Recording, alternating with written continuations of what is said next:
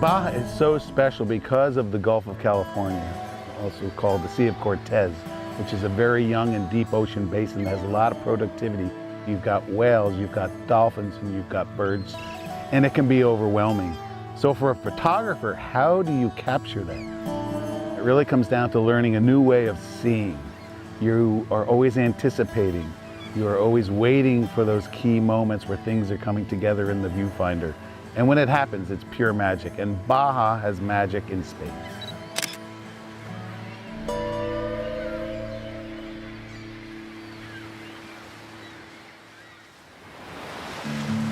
I'm Ralph Lee Hopkins, and I'm a National Geographic photography expert and the founding director of our expedition photography program. We are here in Baja, California on board the National Geographic Venture.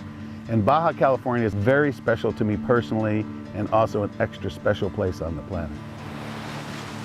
And it's no secret now that I'm retiring from full-time status, so I'll be making fewer voyages each year. My first expedition with Lindblad was a trip to Baja. It was where I first looked into the eye of a gray whale, where I first went ashore on these desert islands.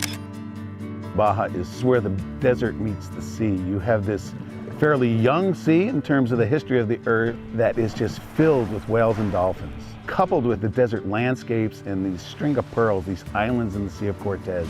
And not to mention the marquee animal, the gray whales that feed in the Arctic and then make their swim back to their lagoons where they were born here in Baja, California, along the Pacific coast. And then when you make a landing by Zodiac on a remote desert island, you've got the towering Cardone cactus, which is foreign to most people. And then there's unique plants as well, and animals, especially lizards. In fact, Baja has as much, if not more, endemism, that is unique plants and animals, than Galapagos.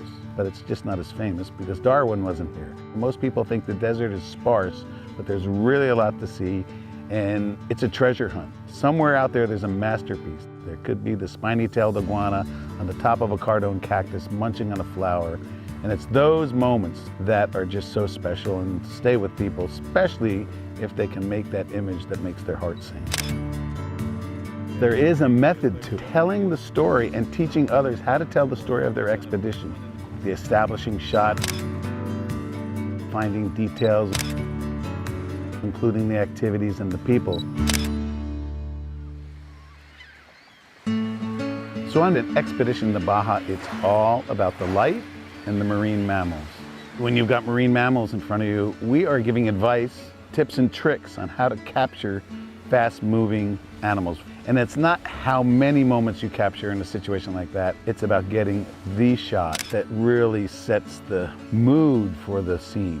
Now on land, we talk about the photographer's mantra, light composition moment. We try to lead interested folks to places that will make pleasing composition. And then the hardest thing to get is the moment. And sometimes we come away with 2 out of 3 and it's still a beautiful image. There is something that happens in the brain when you click the shutter. Even if you never look at the picture, you make a connection with that moment. Photography really solidifies your memory, and I believe it makes it more meaningful if you're an image maker.